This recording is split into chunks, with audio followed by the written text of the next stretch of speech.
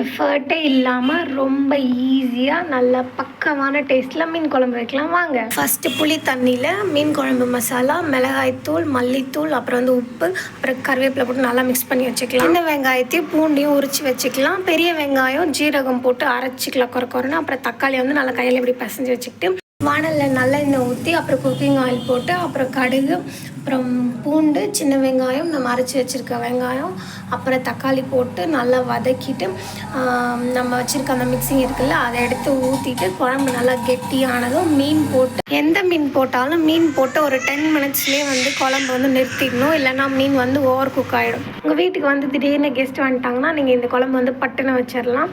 அதே மாதிரி டேஸ்ட்டும் அட்டகாசமாக இருக்கும். ட்ரை பண்ணி பார்த்துட்டு கண்டிப்பாக கமெண்ட்டில் சொல்லுங்கள். நிறைய யூஸ்ஃபுல்லான வீடியோஸ் பார்க்குறதுக்கு நம்ம சேனலை சப்ஸ்கிரைப் பண்ணி பக்கத்தில் இருக்க பெல் ஐக்கானை கிளிக் பண்ணிக்கோங்க.